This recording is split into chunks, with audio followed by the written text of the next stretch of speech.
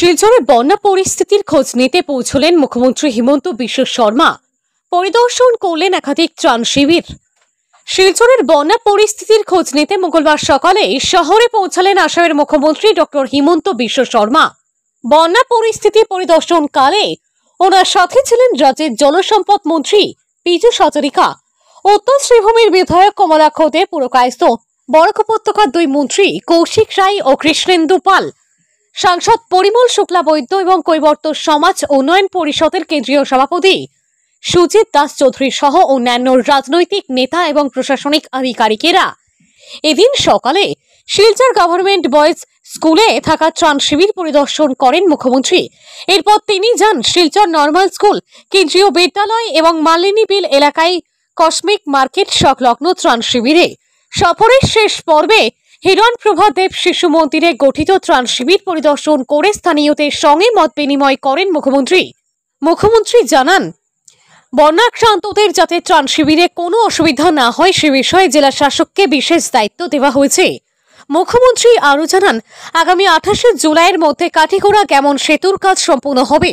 Bureau report, সংবাদ Bangla. Kathigara Gamon Setu, we have asked NSIDCL to complete it in 60 days of time. Today I have reviewed it.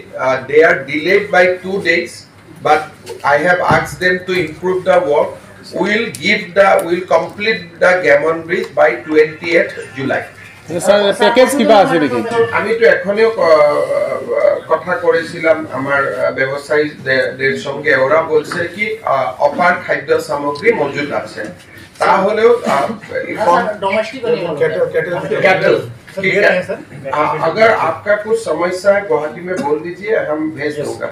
Sir, রাঙ্গির খাল পরিষ্কারের জন্য একটা প্রস্তাব পাঠানো হয়েছিল এবং বর্তমানে রাঙ্গির খালের অবস্থা ভয়ানক, জল নিষ্কাশন হচ্ছে না, কোনো ব্যবস্থা গ্রহণ করা? देखिए, रांगीर खाल का तो लास्ट टाइम भी प्रोजेक्ट हुआ है और आगे भी जो भी करना है हम लोग करते रहेगा, लेकिन एक बात हमारा सिलचर में सबसे बड़ा प्रॉब्लम क्या है, सिलचर टाउन का अंदर में जो वेटलैंड है वो वेटलैंड एनक्रोचमेंट है।